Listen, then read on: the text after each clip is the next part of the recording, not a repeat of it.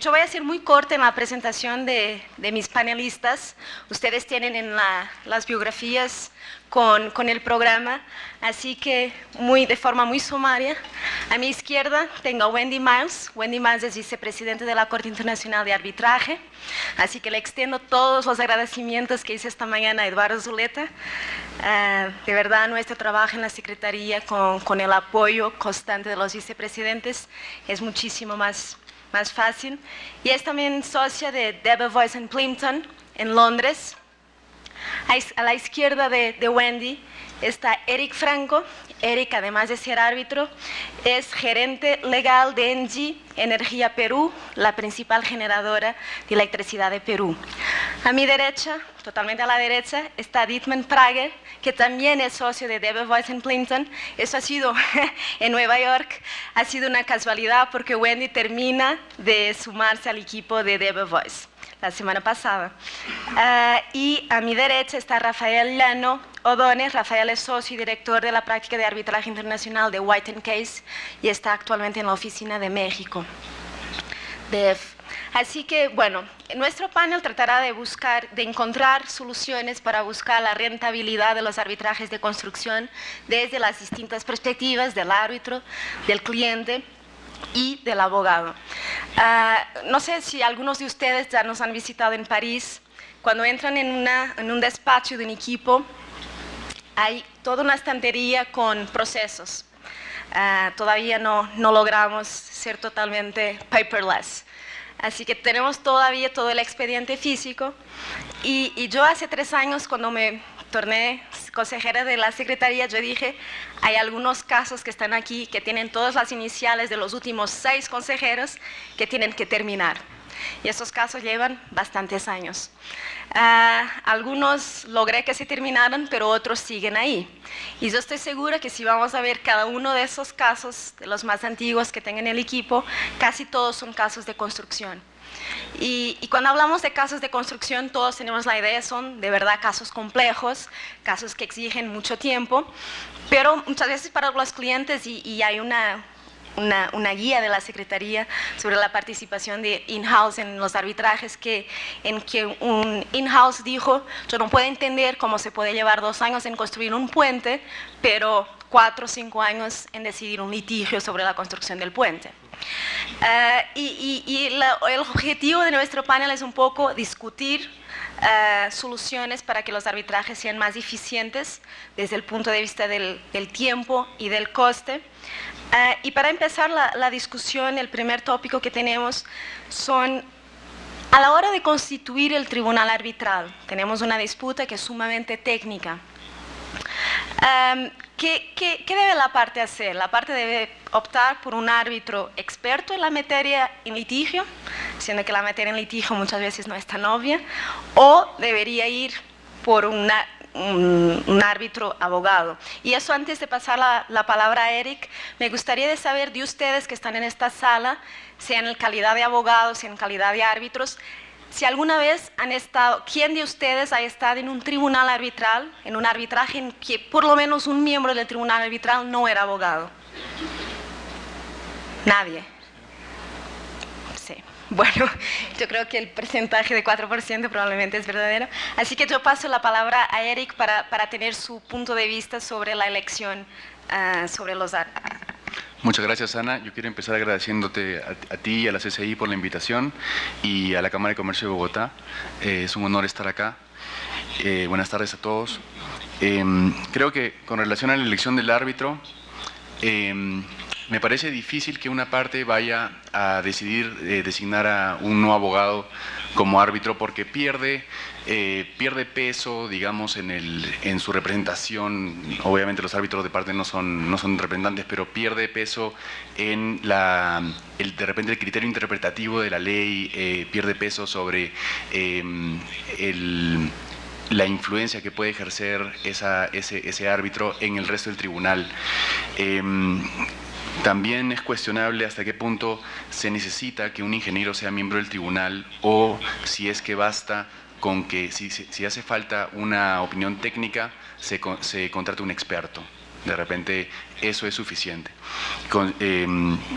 Pensemos si es que hay controversias que son puramente técnicas. Muchas veces hay la tentación de creer que algunas controversias lo son.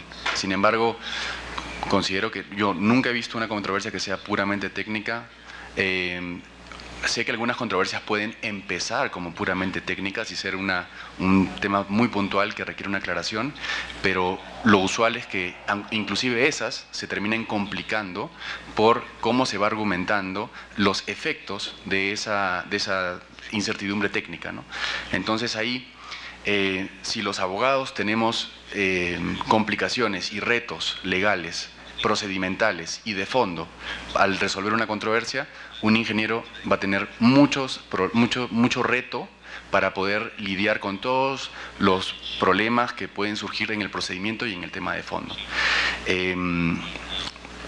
Inclusive, cuando se piensa si es que en los dispute boards, por ejemplo, que es algo distinto, ¿no? Es una figura distinta, si es que los abogados deberían estar totalmente excluidos de los paneles de dispute boards, también el dispute board tiene que darle una forma a su decisión, y muchas veces hay muchos temas procedimentales que si es que no hay un abogado involucrado, puede ser difícil darle la forma adecuada para que sea encaminado y ejecutado. Finalmente, si es que los abogados muchas veces tenemos retos al decidir una controversia compleja, porque los criterios que se están aplicando nos damos cuenta que en derecho pueden no ser los más equitativos a lo mejor, pero es un arbitraje que hay que resolver en derecho, no en equidad. Un ingeniero va a tener aún más problemas porque va a tratar va a tener una tendencia mayor a resolver en equidad, ¿no? Bueno, algunas cosas para reflexionar. ¿Alguien en el panel quiere comentar? Sí.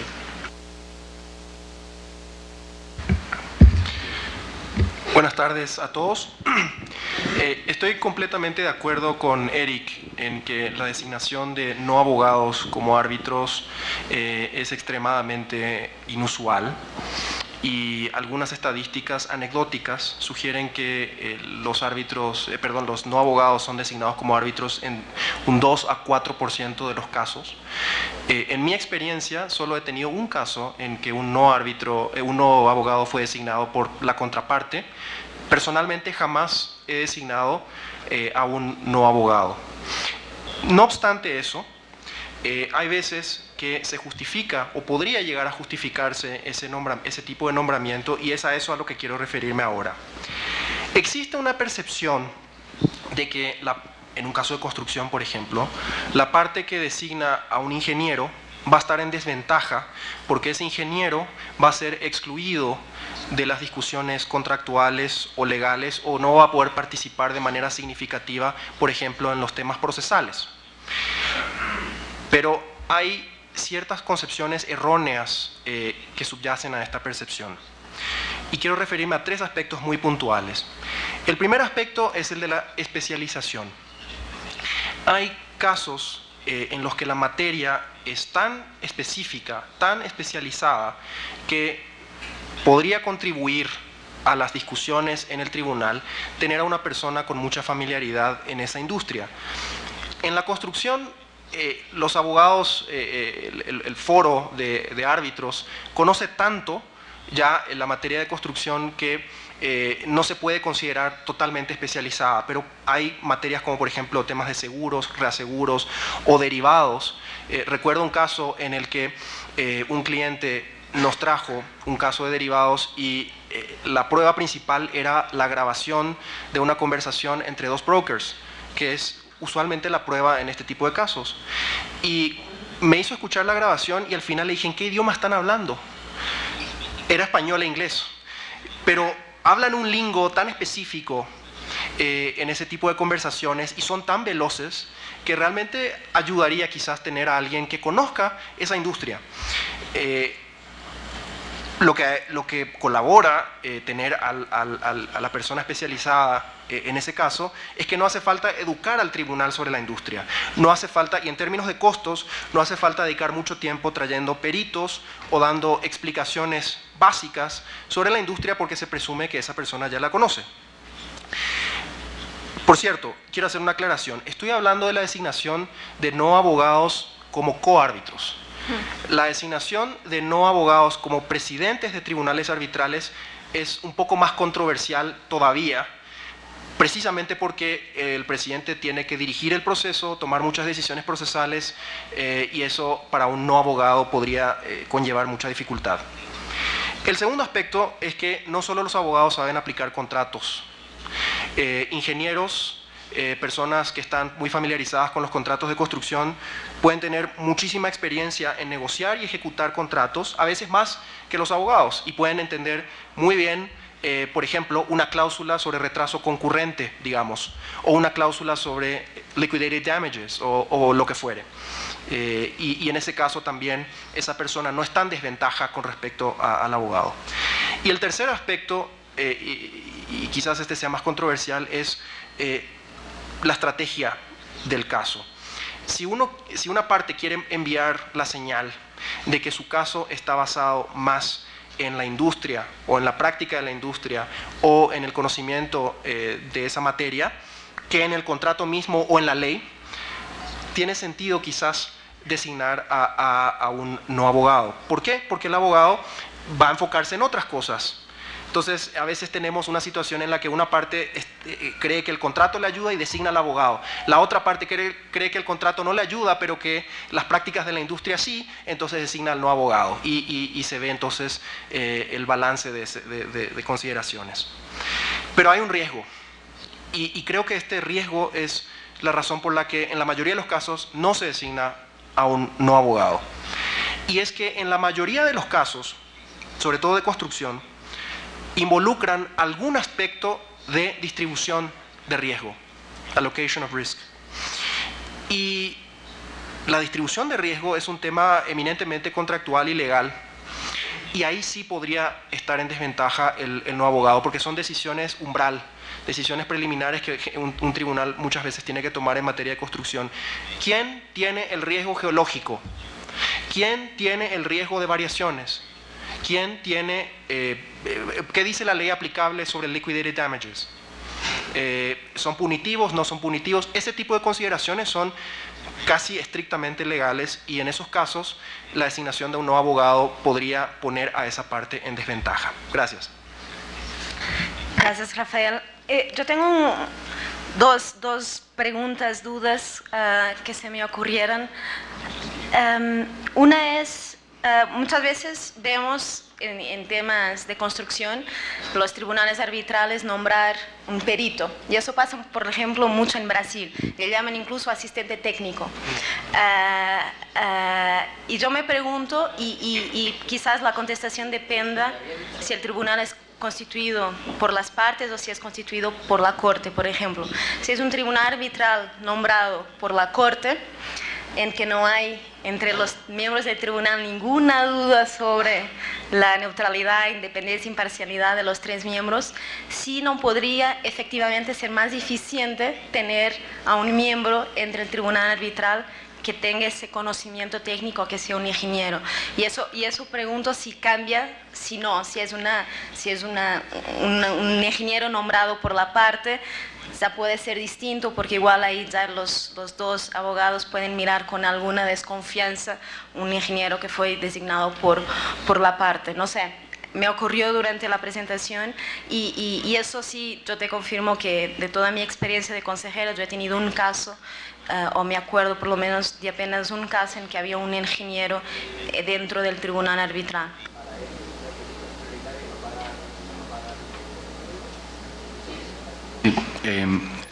Bueno, definitivamente tener un ingeniero en el tribunal creo que sí ayudaría. La pregunta es ¿quién va a jugar su carta para ponerlo?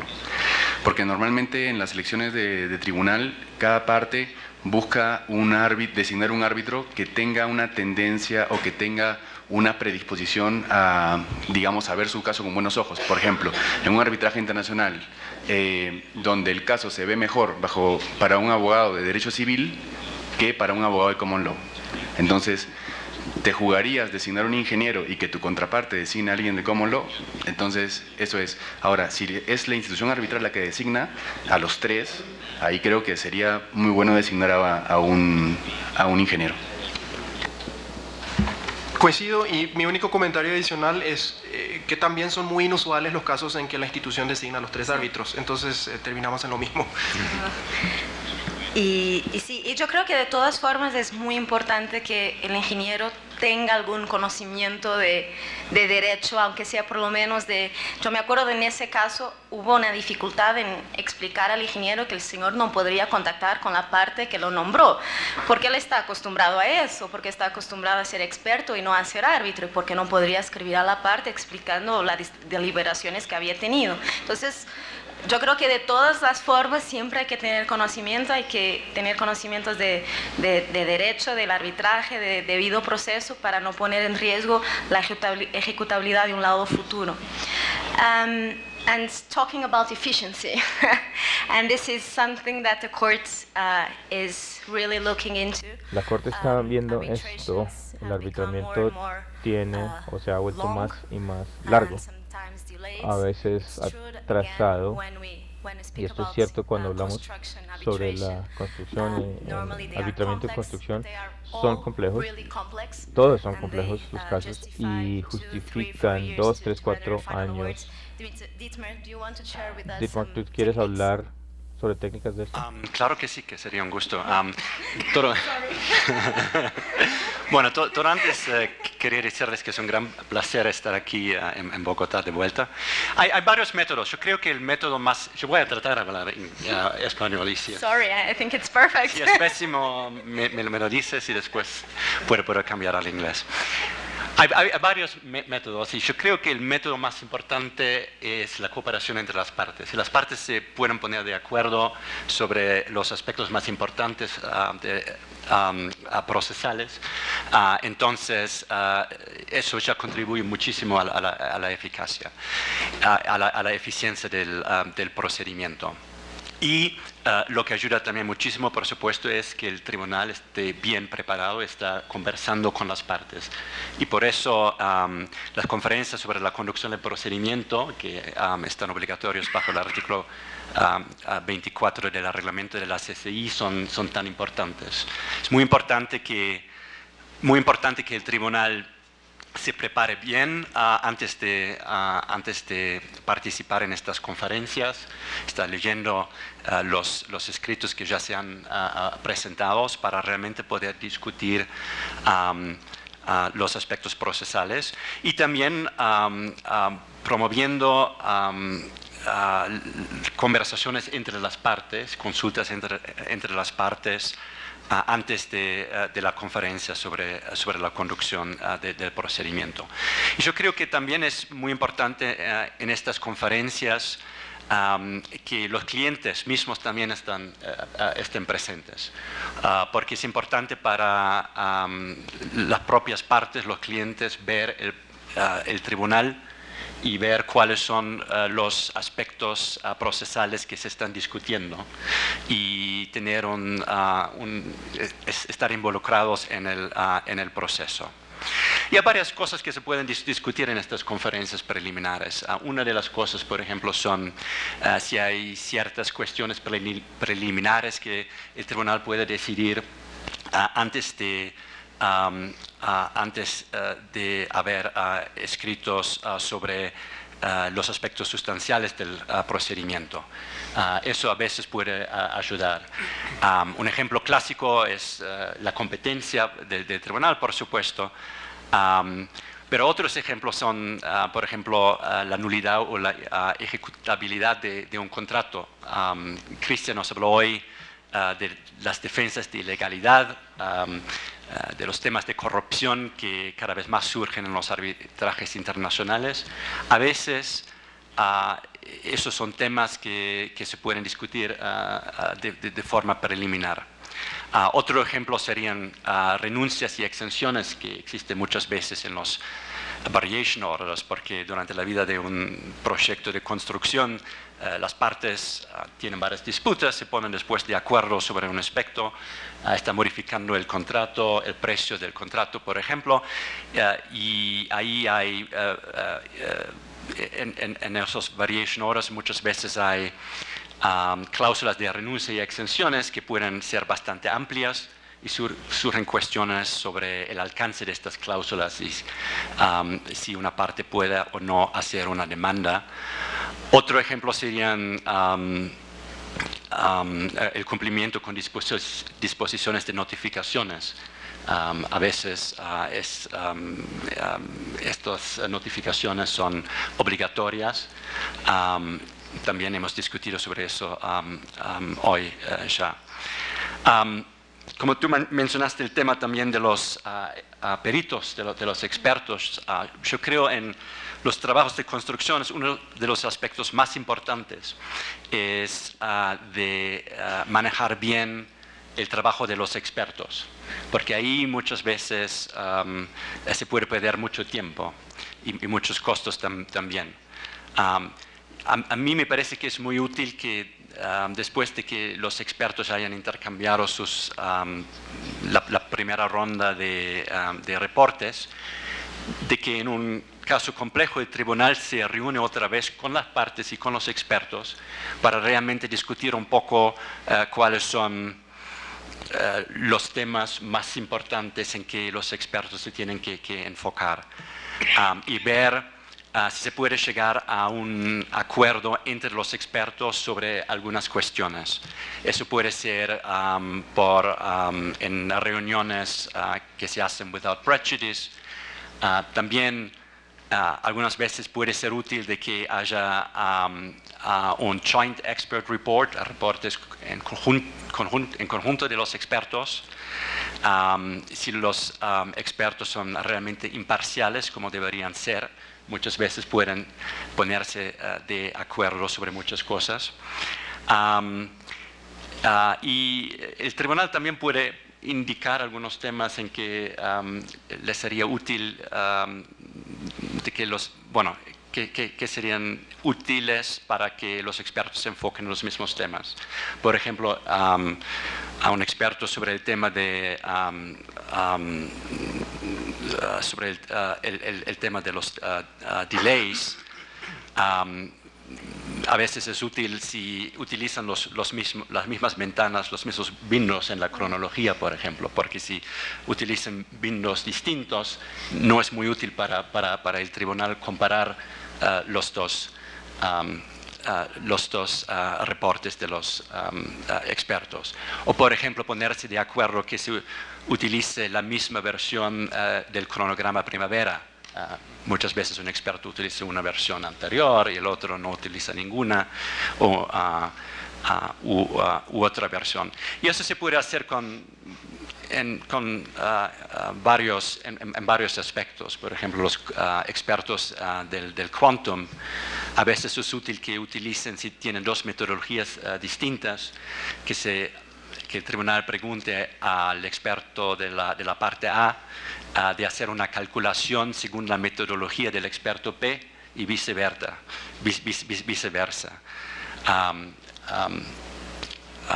Figures for figures, como se llaman. Eso también puede ser muy útil. Entonces, realmente asegurarse que el trabajo de los expertos sirve al tribunal. Hay varias otras metodologías, no voy a mencionar todas, pero quizá una más. Muchas veces en los arbitrajes de construcción se da el problema de que hay un gran número de demandas, de claims, cada una quizá con una suma menor, y para hacer el proceso más eficiente existen metodologías como, por ejemplo, el cronograma Scott, el Scott Schedule, donde pones, por ejemplo, donde la parte demandante pone todas las demandas en algunas columnas a la izquierda de la página.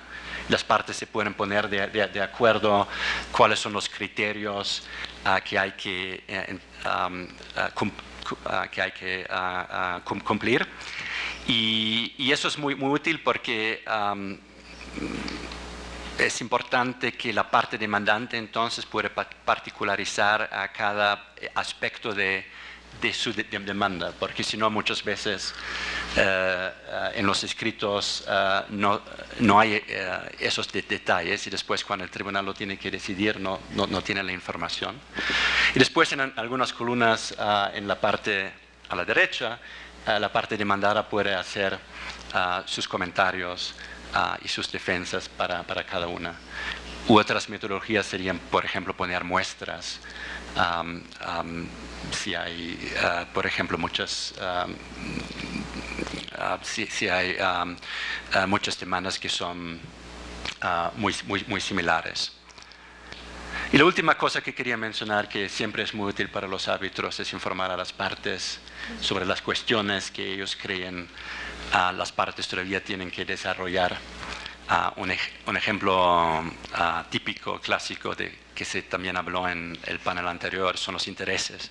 Muchas veces las partes dicen que la otra parte debe intereses, pero no dan ninguna base legal, no dicen cómo se calculan los intereses.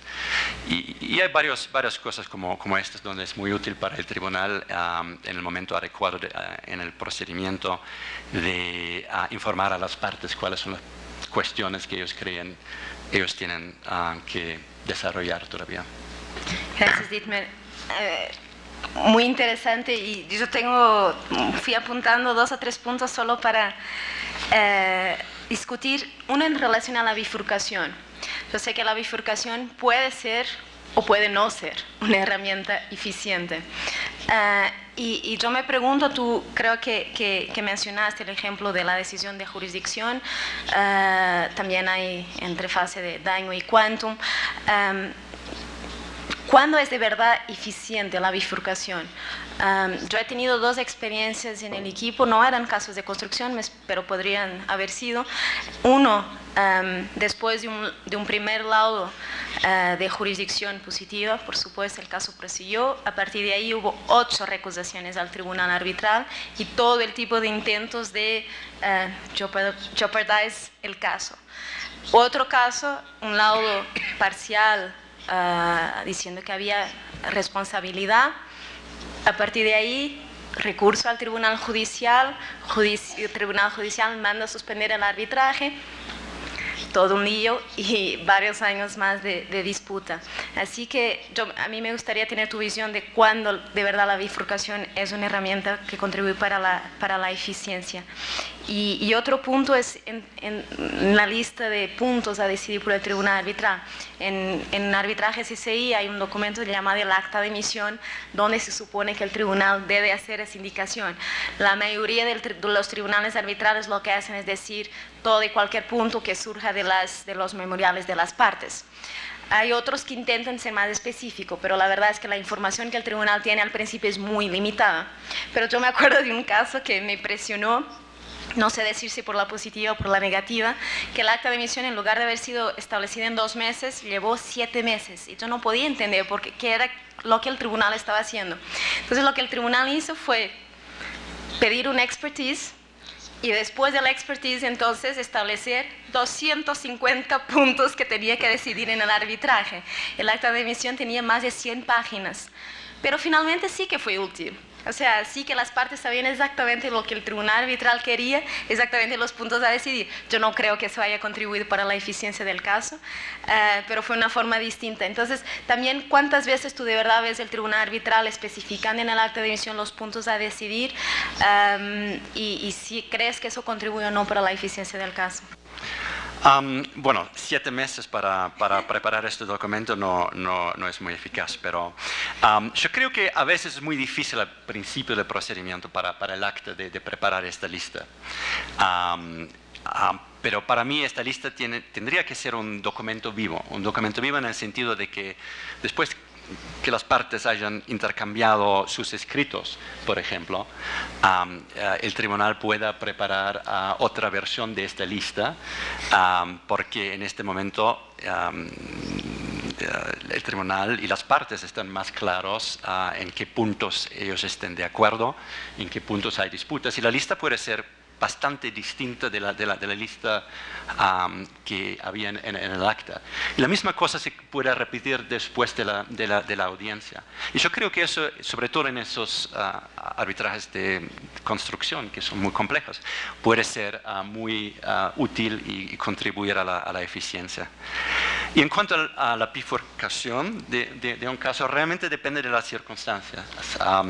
Hablando muy generalmente, si hay alguna cuestión que es puramente una cuestión legal, que no tiene conexión con los hechos y que puede decidirse en base de un contrato, en base de algo, en base del contrato o la ley aplicable, a veces vale la pena de decidir esta cuestión antes.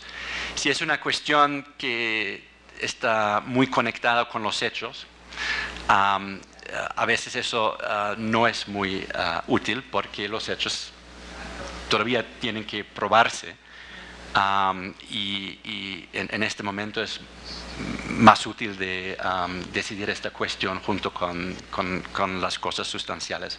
Pero realmente depende de todo el tipo y también depende un poco de las partes. Sin duda, pero las partes también cambian. Eric, creo que querías comentar. Sí, bueno, arbitraje de construcción es uno de los arbitrajes más complejos, con mayor cantidad de documentos, mayor cantidad de temas técnicos que resolver. Lo típico es encontrar que si son argumentos o pruebas que no son compatibles entre las partes o que no se relacionan uno con otro, que haya discrepancias sobre los hechos y que se ofrezcan pruebas incompletas. Entonces, a mí me hace total sentido que se han demorado 7 meses un tribunal para realmente delimitar qué cosa es lo que se quiere hacer de una manera lógica.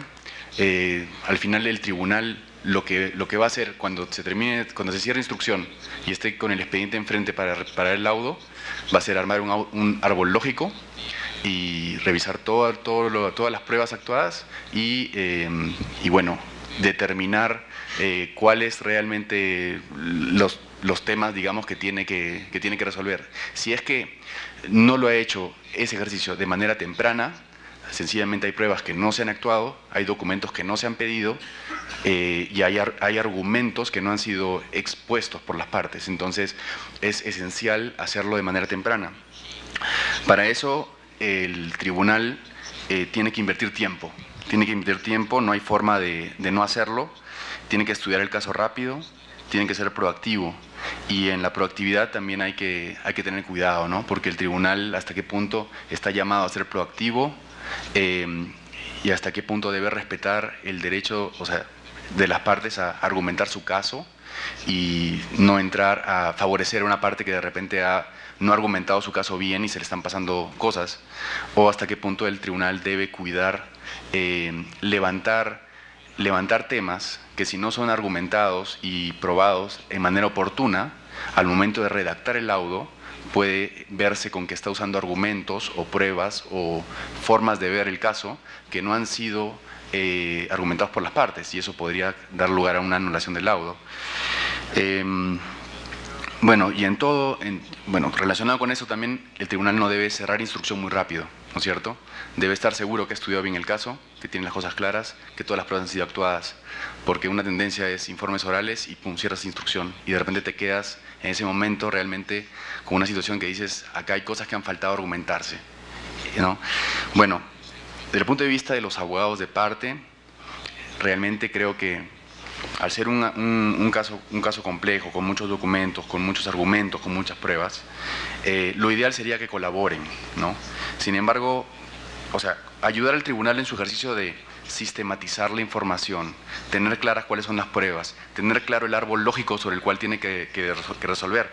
Sin embargo, pedirle eso a los abogados significa que expongan las debilidades de su caso muchas veces, porque todo caso tiene debilidades y fortalezas, y en la medida en que esté muy claro el caso, las debilidades y fortalezas van a estar también muy claras, ¿no? Y a una parte normalmente no le va a convenir mostrar las debilidades, ¿no? Entonces, ahí la ética de los abogados de parte tiene mucho que ver porque tiene que ver con hasta qué punto colaboran con la labor del tribunal de buena fe para que el caso sea fácil de llevar, o sea, un poco más fácil de digerir la información y de hacer el trabajo que al final se va a tener que hacer, o hasta qué punto les conviene que haya un poco de caos en el caso, ¿no? Entonces, en ese punto medio, creo que la ética de los abogados de parte tiene mucho que ver.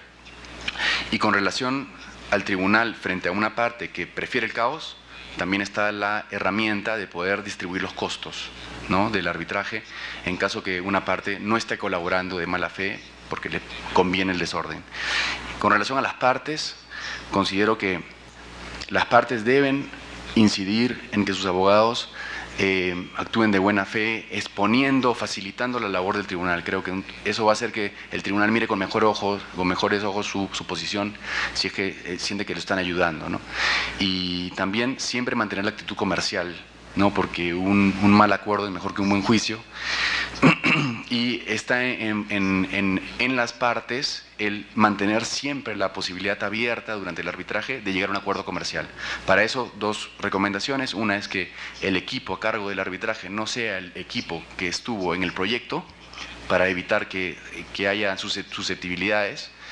Y el otro es involucrar a su management alto, involucrar a los gerentes generales. Inclusive el tribunal podría considerar llamar a los gerentes generales como testigos simplemente para involucrarlos en el caso y de esa manera indirectamente tratar de favorecer un ambiente de colaboración entre las partes. Gracias. Yo solo para pasar al siguiente punto, y es un caso meramente académico, cualquier similaridad con la realidad es pura casualidad.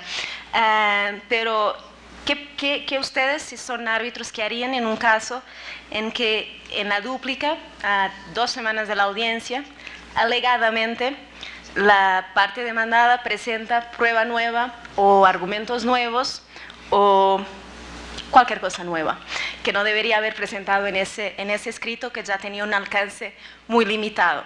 Audiencia 15 días, un gigante proyecto de construcción, 70 habitaciones reservadas en un hotel, y ustedes son árbitros y tienen que decidir qué hacen. Y por supuesto la demandante se queja, pide que la audiencia se posponga porque su debido proceso puede estar afectado. Bueno, por mi parte, si hay que reprogramar, creo que hay que reprogramar. Es más importante el derecho de defensa de la parte que el costo que se pueda estar incurriendo.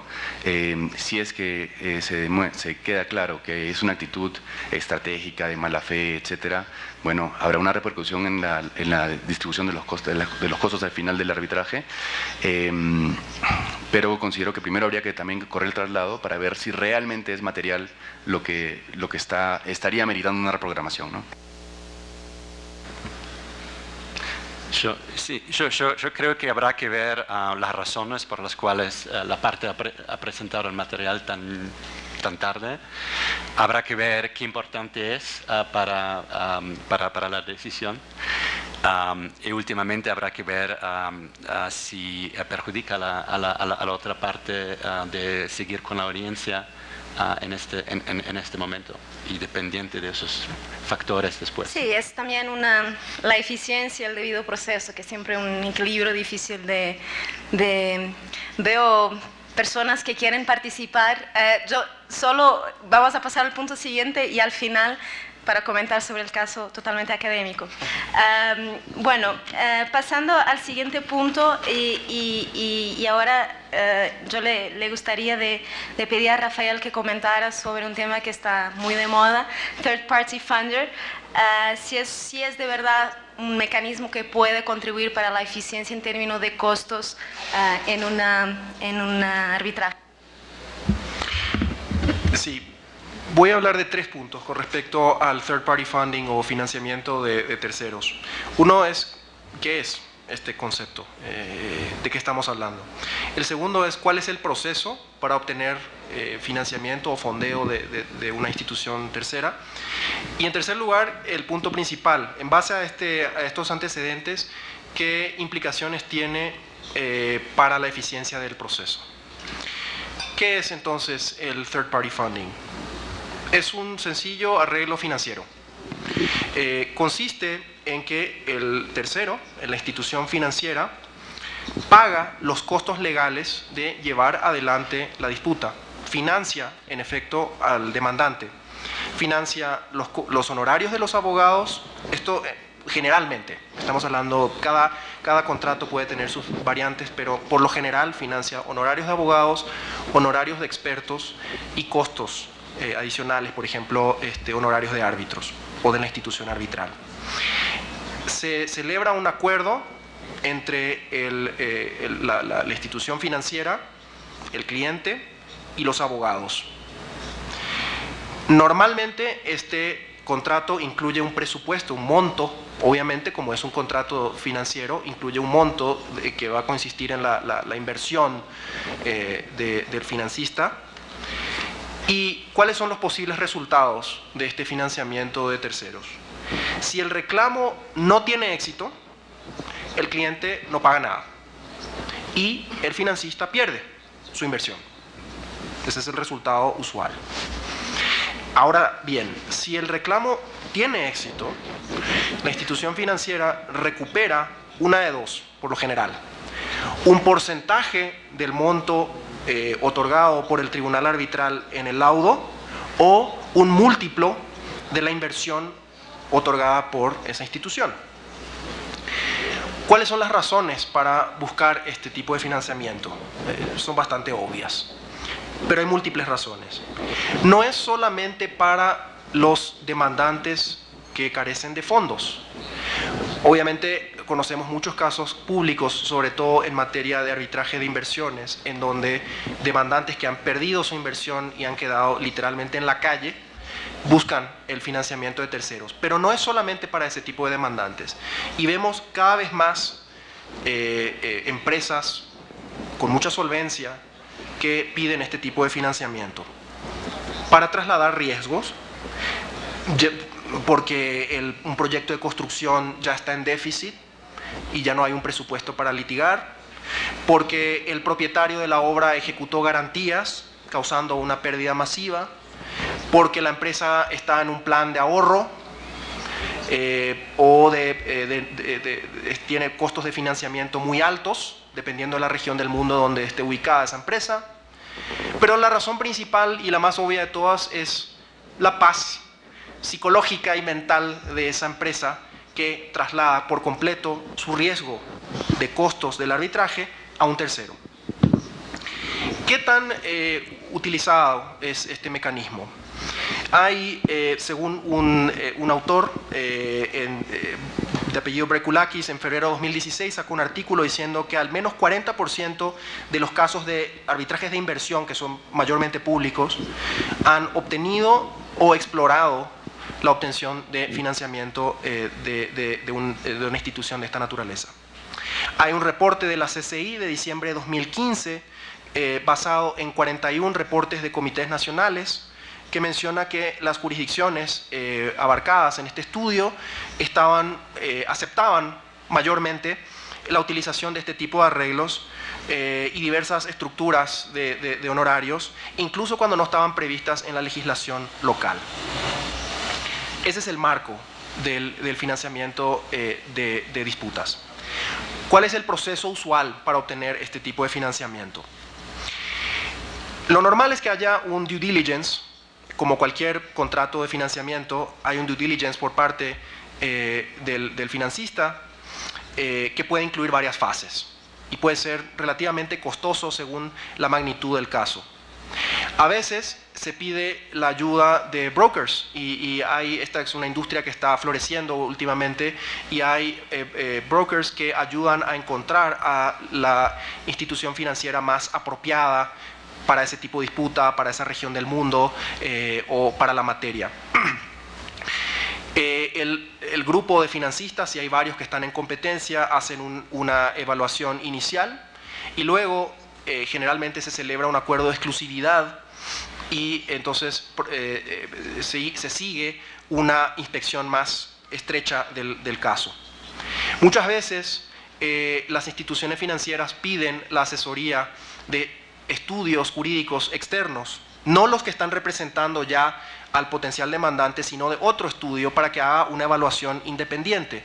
El efecto de esto es que ese estudio de abogados ya no va a poder representar a esa empresa en esa disputa. Pero esa es un mecanismo que a veces se sigue. Si se acepta, si la empresa financiera acepta otorgar el financiamiento, se firma un acuerdo que contiene diversos términos específicos que pueden incluir, y menciono algunos solamente a título de ejemplo, el monto, la cobertura, es decir, si se van a cubrir honorarios de abogados, expertos, otros costos, y a veces solamente se cubre una parte de los honorarios o de los costos anticipados. Los arreglos o la mecánica de pago, los deberes o las obligaciones de cada una de las partes, la empresa, la institución financiera, el cliente y los abogados. Y una muy importante, el grado de participación de la institución financiera en el seguimiento del proceso. Porque hay algunas instituciones que piden estar involucradas en las decisiones estratégicas más importantes y otras que son más, que se paran más para atrás y reciben informes periódicos acerca del avance del caso. Eso es muy importante, obviamente, para mantener un control sólido del avance y de los gastos que están haciendo los abogados o los expertos. Finalmente, algunas consideraciones en cuanto a el impacto que tiene este tipo de financiamiento en el ahorro o la eficiencia del caso. Desde la perspectiva del demandante, el due diligence que hace la institución financiera sirve como un control de la realidad para ese potencial demandante. ¿Y qué quiero decir con eso? Es una institución que está haciendo claramente una investigación independiente del reclamo, porque esa institución no quiere fondear reclamos frívolos o débiles. Sabemos que esa institución tiene un incentivo para encontrar todas las debilidades del caso y también las fortalezas.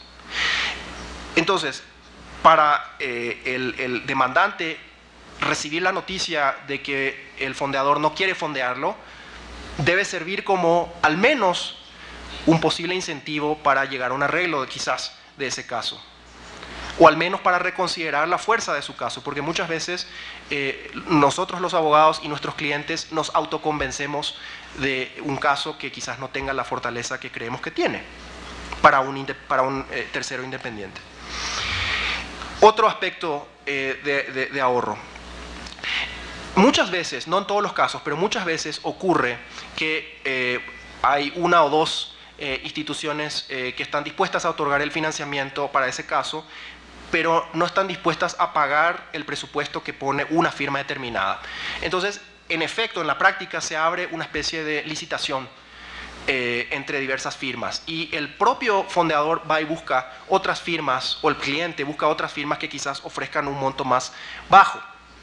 Ahora, esto genera un empuje hacia abajo y a maximizar la eficiencia de los costos, pero tampoco genera una carrera al fondo, porque las instituciones financieras saben perfectamente bien que si alguien viene y ofrece llevar un caso complejo de $100 millones por $100.000, probablemente esa empresa o esa firma de abogados no va a hacer un buen trabajo con ese monto tan bajo.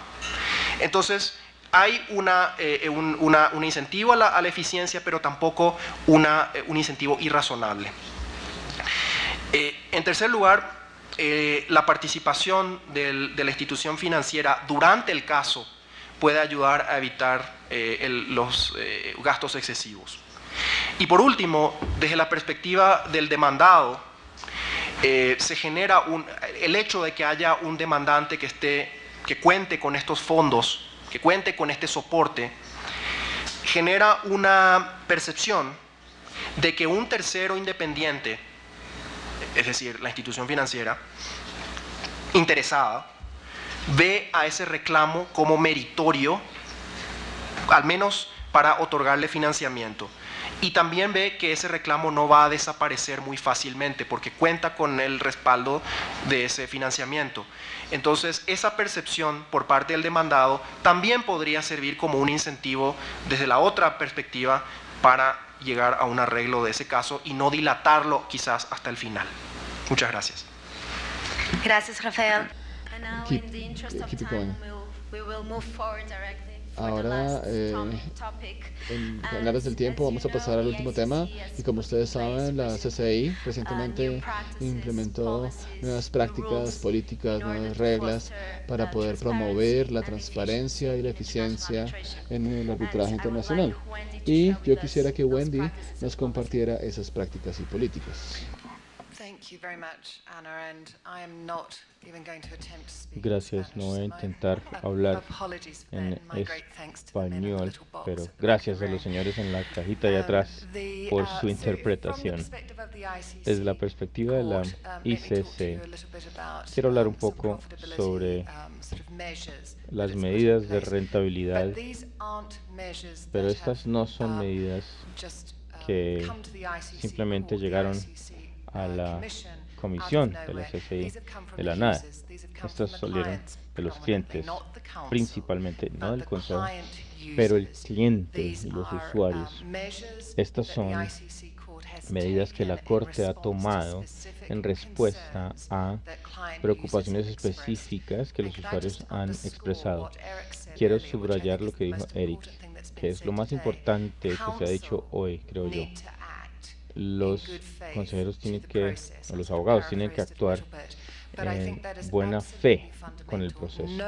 Es fundamental. Ninguna construcción o arbitramiento o cualquier otra forma debe ser ejecutada o será ejecutada de manera costo efectiva si no entran los abogados con la actitud de manejarlo así. Y yo no puedo pensar en un caso en el que un demandante o un demandado deba desviarse de eso.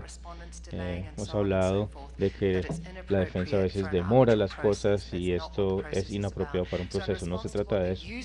En respuesta a lo que quieren los usuarios, la Corte ha puesto ya varias medidas relacionadas y mencionadas hoy. Quiero pasar un poco más de tiempo, pero no tanto. Y este deck lo pueden tomar. Quiero nuevamente subrayar que el arbitramiento de la CCI permanece muy popular y crece en popularidad a nivel global y con un crecimiento particular en Latinoamérica. Las estadísticas de 2015, quiero agradecer a Ana por poner o por unir estas. Ha hecho un gran trabajo, tiene las estadísticas de 2016 y Ana y José han pasado, bueno, están en París, pero hay un artículo que no puedo recomendar suficiente y voy a subrayarlo ahora, pero se va a publicar presumiblemente en el boletín de la CCI. ¿Dónde? Perdón, un libro de Nigel Black. Solamente compren el libro por ese capítulo. Es brillante. Se enfoca en el uso del arbitramiento en CCI, el enfoque en Latinoamérica, y es maravilloso. Tiene grandes estadísticas y se va a actualizar con las fechas de 2016 y 2017. Bueno, estas son las de 2015. Ofrezco disculpas por eso. El mundo se ve bien para el arbitramiento de CCI. 801 nuevos casos con 10 nuevas solicitudes de medidas de emergencia, 56 países como lugares de arbitramiento, 2.283 partes de 133 países, 1.531 casos continuos, 419 otorgamientos o laudos, 13.1% de los casos involucraron una entidad estatal. Es un fenómeno nuevo para la CCI y el monto en disputa fue menos de 1 millón en el 23.2% de los casos. Así que tenemos varios casos, nuevas reglas en el 98, nuevas reglas en el 2012 y cambios, lo que llamamos tweaks a las reglas en 2017. Y ya en su paquete, en su bolsita, tienen un conjunto de las reglas de 2017 que entran en vigencia, y esas son las reglas con los últimos cambios o tweaks. Desde los reglamentos de 1998, el primer caso fue el caso número 9800 97, y en 2012 tuvimos el caso 18.000, perdón, volé a las 2 de la mañana y mi cerebro no lee números, 18.744 casos. Ustedes pueden leer el número. Ya hay 21.000 casos hoy. Así que tenemos una gráfica muy interesante cuando hablamos de arbitramiento en construcción, porque esos son los sectores en 2015, y esto no es inusual, son los mismos sectores que se atraen los últimos 5 años. Construcción e ingeniería, 26% de los casos, y energía, 18%. Muy lejos de la mayoría de los casos de la CCI. El monto en disputa es bastante interesante, es lo que estamos hablando. Hay un gran número, sorprendentemente grande, de casos de montos pequeños. Y si miramos, ese 19% es de 10 a 30 millones, pero de ahí en adelante es solo 40%, así que 60% de los casos están por debajo de la marca de los 10 millones, lo cual para mí es sorprendente, y muchos de esos casos caen en el campo de la construcción, donde hay laudos por etapas. Eso se hace bajo las 26 que hablamos esta mañana. Cada vez que se hace una reclamación o una notificación, hay un arbitramiento que sigue. Pueden ser montos muy pequeños, pero acumulativamente pueden ser muy grandes para un proyecto, y en arbitramiento para cada uno ocasionalmente. Yo quería mostrar estadísticas sobre la diversidad porque creo que esto es muy importante. Esto nos muestra estadísticas para Latinoamérica, y aquí tenemos el número de partes en procedimientos de arbitramiento durante los últimos años. Ha habido un crecimiento, hubo un pico en 2011, como pueden ver, después del barrido de la crisis financiera, o la limpieza de la crisis financiera mundial, pero ha habido un crecimiento relativamente estable, y esto es a pesar de la proliferación de las instituciones de arbitramiento en todo el mundo. Si miramos la siguiente diapositiva, ojalá lo alcancen a ver, si miran el sexto bloque con el número 375 arriba, nos muestra el periodo de 4 años, 2012, 13, 14 y 15 para Latinoamérica y el Caribe. Vemos una tendencia mucho más fuerte de crecimiento de las partes latinoamericanas en arbitramiento. Si miramos más profundamente la diversidad del arbitramiento en CCI, fue en 2015 las estadísticas de un solo año y no los últimos 4 años. Aquí tenemos Latinoamérica y el Caribe, 17%. Eduardo mencionó este número, 17% en 2015, que eso es un cambio del 12% en 2006. Así que es un crecimiento fuerte y bueno para Latinoamérica. Parezco como Bloomberg, ¿no? El canal de televisión. Pero bueno. El número de partes de Latinoamérica.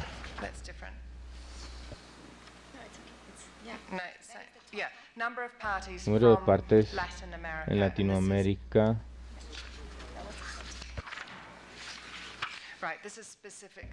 Específicamente de Latinoamérica, y estamos viendo nuevamente es la descomposición en una sola gráfica de barras de 2006 hasta 2015.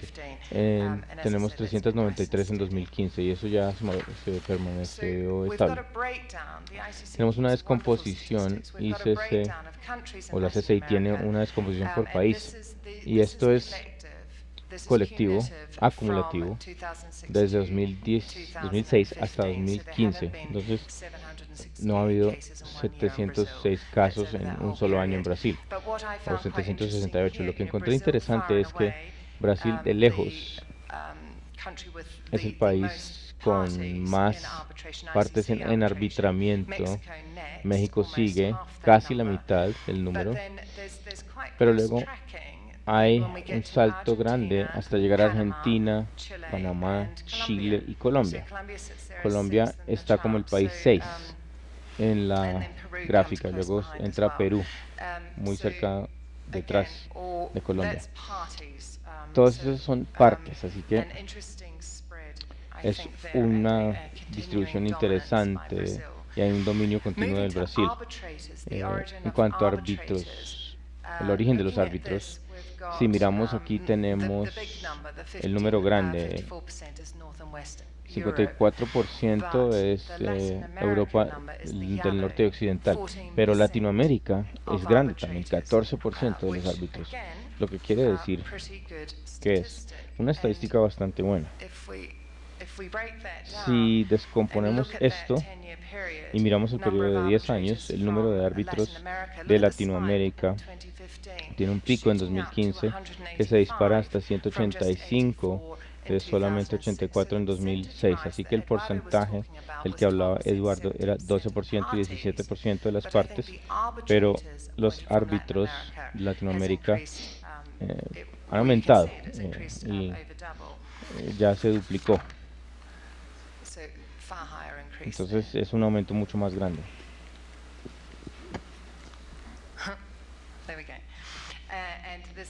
Y esto es una distribución. Bueno, esto es por país nuevamente. Tenemos la nacionalidad de los árbitros dentro de Latinoamérica y la descomposición en los países. Y el color magenta no es sorprendente, es Brasil. Tiene 71 árbitros en 2015, solo un año. En Argentina, 28. Tenemos Colombia con un número del azul, o sea, aquí se ve igual, pero creo que está en 23. Así que es un bloque bastante bueno para Colombia ahí. Y también algo interesante en la diversidad para esta parte del mundo es el idioma del arbitramiento. Sigue predominando el inglés, pero inglés no parece crecer proporcionalmente en la gráfica en los últimos 10 años. Pero la parte de la torta que no es inglés ha cambiado notablemente, como Eduardo ya mencionó, y el español en 2015 sobrepasó el francés como el segundo idioma predominante en el arbitramiento de la CCI, lo cual hace que nuestro equipo esté muy ocupado y obviamente nos da mucho trabajo en este idioma. Estos son los principales 10 lugares de arbitramiento. Podemos ver ahí que Francia predomina con 16% de los casos. Brasil está ahí con 4%. Y si les interesa, bueno, ocasionalmente los casos latinoamericanos también están en España por el idioma, y eso entra en el número 9. Si miramos casos con lugares de arbitramiento en Latinoamérica, la primera carta solamente cubría a Brasil, porque pues ahí llega los primeros 10, pero esto es una visión de todos los casos en Latinoamérica establecidos aquí. Y Brasil obviamente contabiliza muchos de ellos, pero no todos. Y nuevamente hay un aumento y con un buen pico en 2015, que yo creo que tiene un buen registro cuando en 2013 estaba funcionando. Así que tener un secretariado, una administración en Nueva York, encontramos que la CCI se ha beneficiado el arbitramiento en esta región. Imagínense lo que sería tener una oficina administrativa en Latinoamérica, en el continente. Entonces, esas son las estadísticas. Perdón por el afán pero ustedes tendrán las diapositivas si las quieren en la página web o se enviarán también. Quiero enfocarme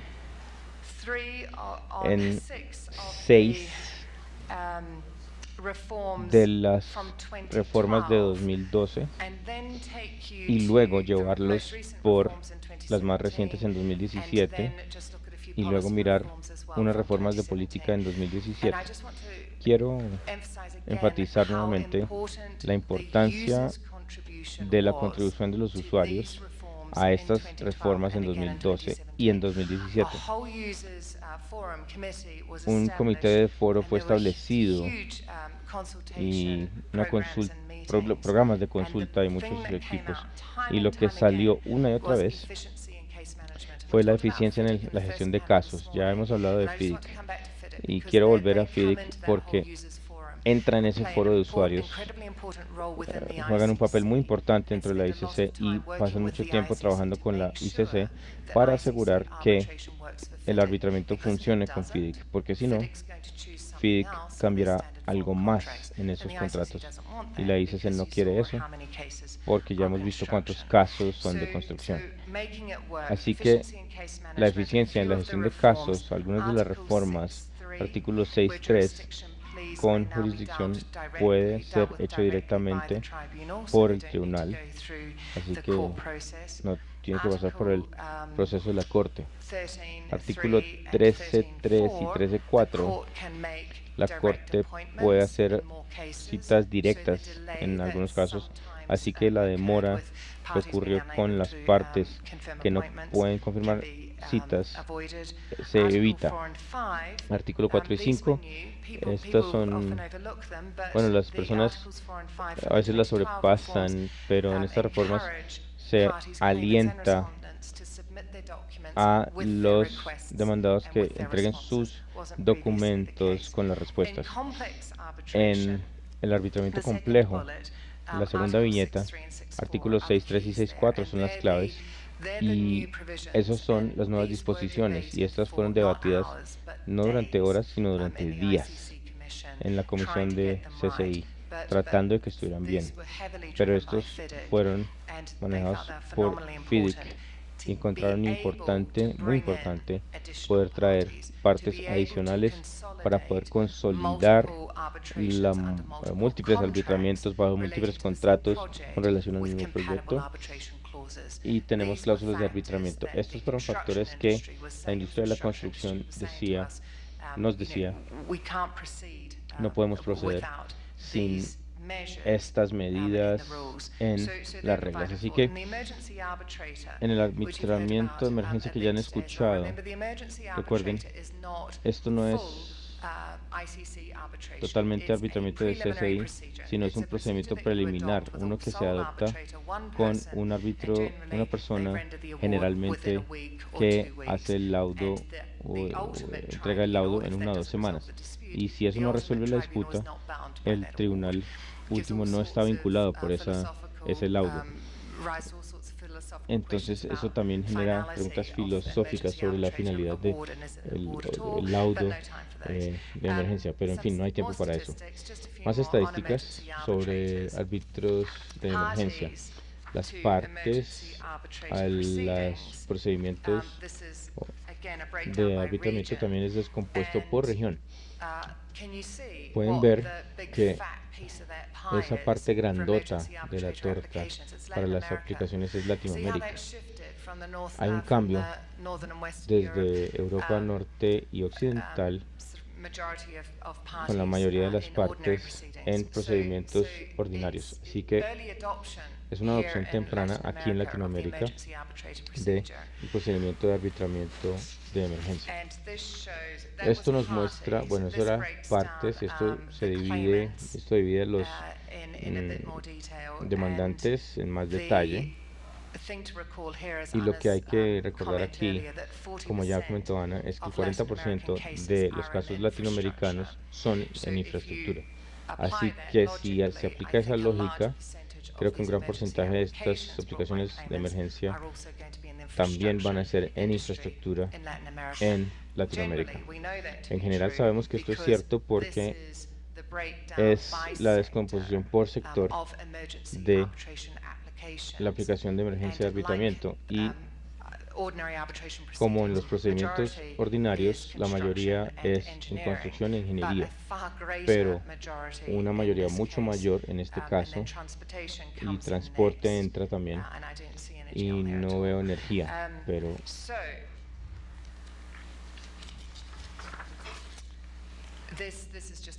esto es simplemente una gráfica que representa estadísticas por sector, pero pueden ver que la mayoría es construcción e ingeniería. Y volvemos aquí a los otros 3 puntos. Arbitramiento involucrando entidades estatales. Eso fue un cambio de las reglas en 2012, muy importante, para reportar que la Comisión desarrolló con una libreta que la tienen en su bolsa sobre instituciones financieras y arbitramiento de la Comisión. Es un muy buen reporte en esa industria. Hay muchos otros reportes que uno tiene en la página web y otro desde 2012 con las entidades estatales, y gran número de partes siguen siendo entidades estatales. Las alianzas público-privadas que hablamos esta mañana tienen casos de la CSI. La Constitución del Tribunal tiene obligaciones adicionales sobre los miembros para divulgar no solamente su dependencia, que era el caso, sino cualquier tema sobre la imparcialidad, y también, si tratan de hacer todo ese proceso más eficiente, la disponibilidad. Los árbitros tienen que divulgar su disponibilidad.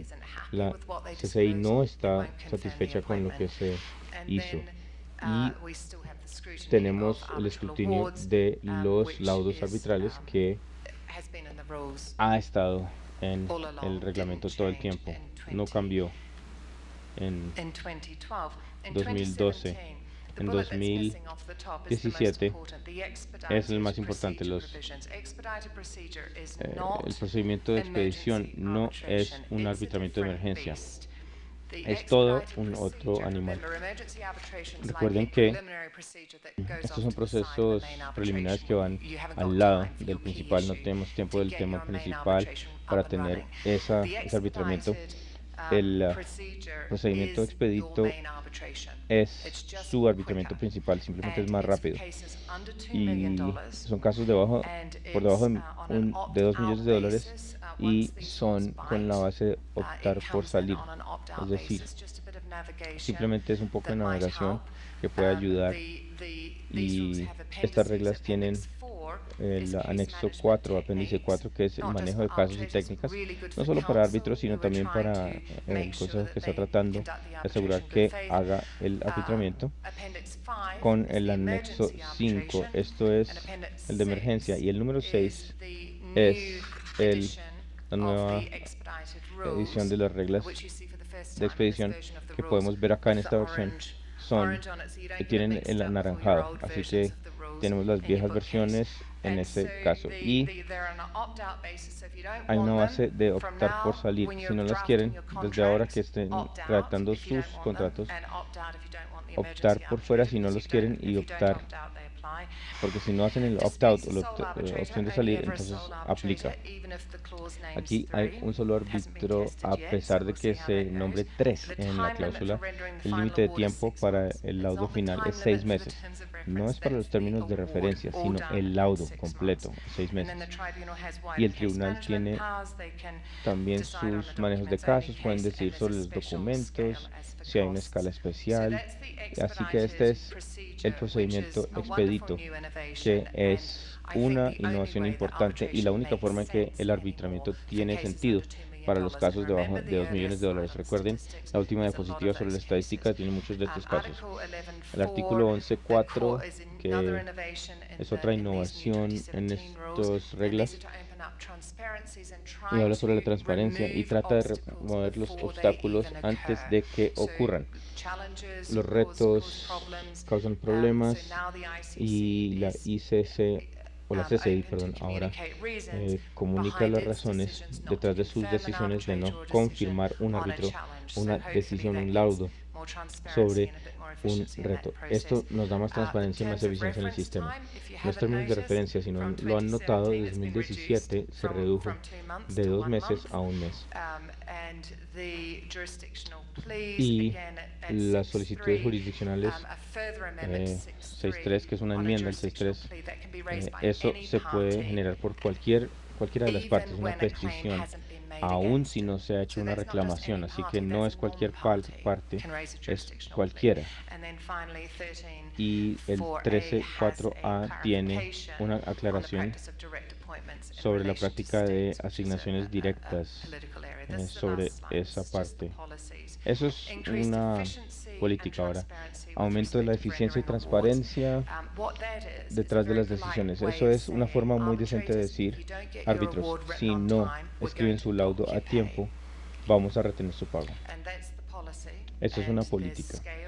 Y las escalas que se publican por la CCI ofrecen ciertos periodos o establecen ciertos periodos y porcentajes que decrecen si el árbitro, porque obviamente recibíamos mucha retroalimentación sobre la demora en los procesos que era causado en ocasiones por la entrega del laudo. Entonces, el aumento de transparencia con respecto a la constitución del tribunal. Cada árbitro CCI que sea asignado se nombrará en la página CCI. Así que hay una publicación, no las partes, solamente los árbitros. Ustedes saben que si dicen que están disponibles y pueden leer que están en 50 casos, se darán cuenta que hay otra interpretación de disponibilidad. Y con relación a los conflictos, hay unas notas de dirección, para saber qué divulgar. Y con relación a las razones detrás de las decisiones de la Corte del CCI, sobre todo sobre los retos y la confirmación, cualquiera de las partes pueda solicitar esas razones. No tiene que ser una solicitud conjunta de las dos partes, solamente una es válida y puede invocar esas razones. Así que depende de nosotros realmente, como abogados de arbitramiento. Yo creo que usar las herramientas. Yo creo que CCI tiene muchas herramientas, más de lo que se necesita para poder saber al respecto y utilizarlas en una investigación. Muchas gracias, Wendy. Antes de entregar el micrófono al público y reconociendo la importancia de Brasil, la CCI está abriendo su tercera oficina por fuera de París, y tenemos Hong Kong, Nueva York, y la siguiente será Sao Paulo en los siguientes meses. Esto se debe a muchos casos administrativos en Brasil, pero tendremos más presencia en Latinoamérica. Y no quiero dejar de dar la palabra a quien tenga algún comentario, pregunta. Sí. ¿Se pone de pie, por favor? ¿El qué? No. Yo tengo 2 preguntas. Sí. La primera para Rafael y tiene que ver con la participación del tercer financiador dentro del proceso arbitral. ¿Qué tanto debe permitir el Tribunal de Arbitraje que participe en el desarrollo del proceso? La segunda pregunta es para Ana y es a la luz de los criterios de transparencia y eficiencia frente a una parte que está obstaculizando el procedimiento, ¿qué tan deseable es que el tribunal ponga de presente que las actuaciones de esa parte están obstaculizando el procedimiento? Esto frente a al consejo de Eric o a la apreciación de Eric, en que en cualquier caso el tribunal al final, al momento de distribuir costos, puede tener en cuenta estas conductas y que esta apreciación no vaya a tenerse como un prejuzgamiento del tribunal. Bueno, con respecto a la participación del financiador, en realidad el financiador no participa abiertamente en el proceso. El financiador otorga el financiamiento y interactúa con el cliente y con los abogados. Ese es su encargo. No participa en audiencias con el tribunal arbitral, no presenta escritos y ese tipo de cosas. Pero y creo que ahí va la pregunta, es qué nivel de participación tiene en las decisiones que se toman estratégicas durante el caso. Y eso depende del acuerdo al que se llegue. Ahora, los abogados tenemos obligaciones éticas que tenemos que respetar y eso significa dar lo mejor de nosotros para tratar de ganar el caso para nuestro cliente, dentro del marco legal, obviamente.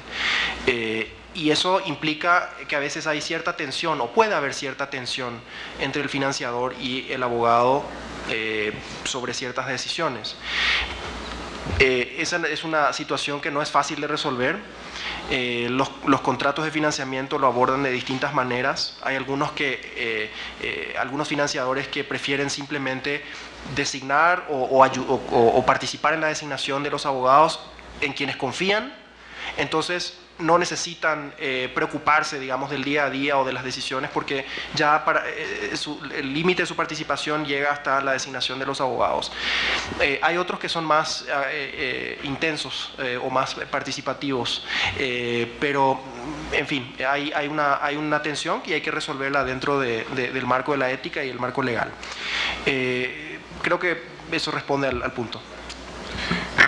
Sí. Bueno, hay también un reporte de la Comisión muy bueno sobre costos en el arbitraje.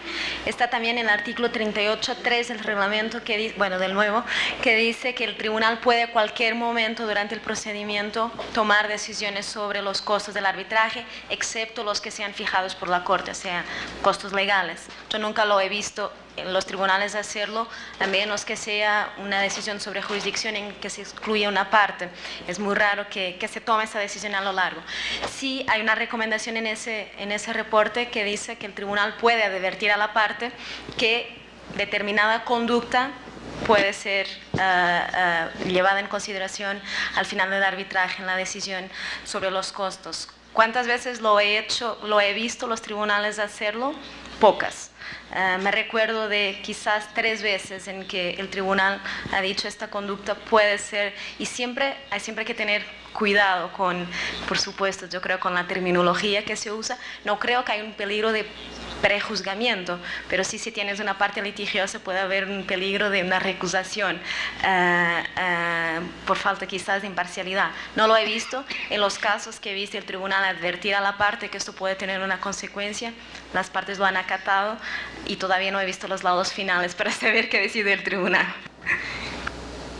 Ana, si me permites agregar un punto más, el tema de la recuperación de las costas, que es otro, ahí sí hay participación, obviamente. Hay muchos tribunales y hay jurisprudencia sobre esto que han ordenado al demandante que revele quién está proporcionando el financiamiento o si hay un tercero que está financiando el caso.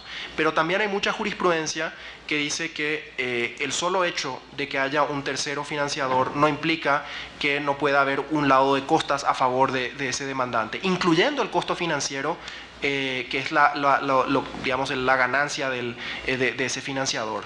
Entonces, ahí, en ese momento, al presentar la declaración de costas al final del caso, uno puede revelar toda esa información y debe revelar normalmente esa información para que el tribunal otorgue costas en el laudo, incluyendo el costo financiero del financiador. Bueno.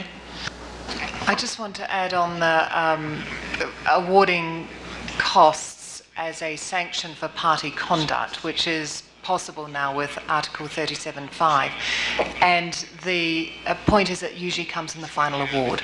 So an arbitrator who's facing a party interfering with the proceedings should be keeping a record of that privately through the proceedings, and then when it comes to allocating costs, even if that party wins, then the cost decision is influenced by that. But there's no predetermination because it doesn't happen until the final awards issue.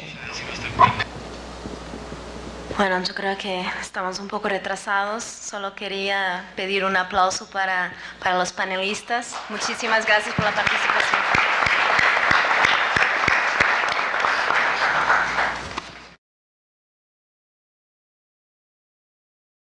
Lo primero es, hemos oído a lo largo del día las herramientas que nos proporciona CCI para el manejo de los contratos de construcción y para el manejo de los conflictos de construcción. En América Latina tenemos un enorme desafío adelante. Y lo que hemos visto y lo que hemos oído pues es que tenemos las herramientas para trabajar ese desafío. Para tratar de prevenir los conflictos, para tratar de manejar los conflictos y para entender que mientras más se multipliquen los conflictos, menos avanzan las obras. Entonces tenemos que crear realmente mecanismos que nos permitan avanzar en lo que estamos. Y mecanismos que están internacionalmente probados, mecanismos que son recibidos por quienes vienen a hacer las obras en nuestros países.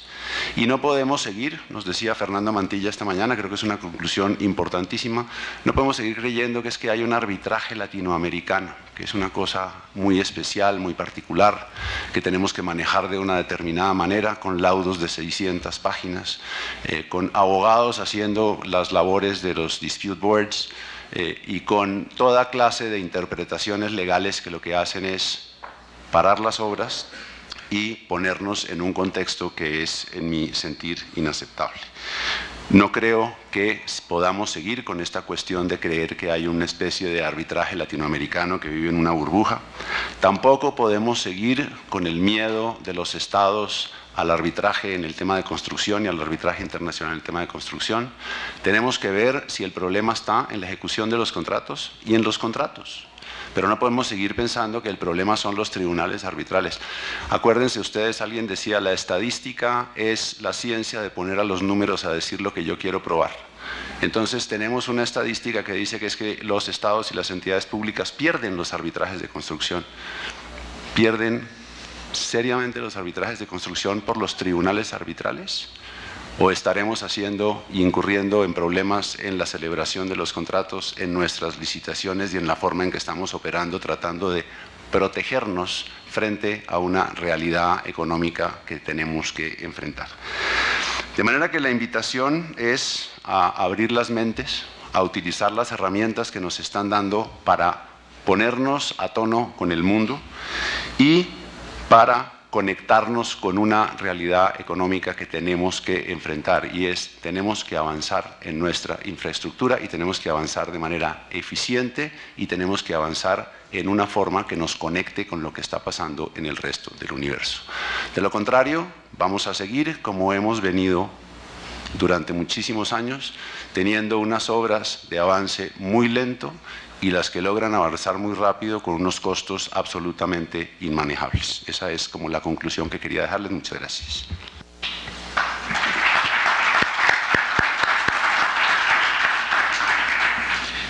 Tres puntos y un par de comentarios finales. En primer lugar, frente, como se decía esta mañana, a las exigencias de agotamiento de cláusulas escalonadas, cuando hay una manifiesta indisposición de las partes para llegar a un acuerdo en etapas previas, observaba como la tendencia, o por lo menos la insistencia en los panelistas de las horas matutinas, en lo que sería la confirmación del principio de voluntariedad, frente a eventos de inadmisibilidad o de requisitos de procedencia. En segundo término, la corrupción como enemigo del arbitraje desde una perspectiva ética, por supuesto, pero también de eficacia por cuanto representa, por lo que representa en tiempos y en costos. Menciono específicamente una reflexión sobre la inhibición de la voluntad de acuerdo, especialmente en la parte pública, a que puede llegar toda la repercusión mediática en estos temas de corrupción, frente a lo cual hay que tener una alerta. En tercer lugar, simplemente insistir en que el arbitraje de construcción de infraestructura tiene una concurrencia de intereses para efectos de un enfoque, si se quiere, funcionalista. En primer término, la eficiencia empresarial, la competitividad de la economía y, por supuesto, la calidad de vida de los ciudadanos. Y dos comentarios finales. Cumplido a satisfacción el cometido de este evento, que enhorabuena la CCI ha impulsado en Bogotá, vale la pena anunciar, de acuerdo con lo conversado con Ana y en noviembre con Alexi Moore y con Catherine González y Eduardo Zuleta, la idea es institucionalizar este tipo de eventos haciéndolos anuales, de modo que en fecha parecida a la que nos convocó en esta ocasión, muy probablemente, casi seguramente, nos volveremos a ver en el 2018. Y ya, finalmente, augurarle muchos éxitos a Ana Serra como secretaria general adjunta de la CCI y reiterarle que en Colombia tiene una casa amiga. Muchas gracias a todos.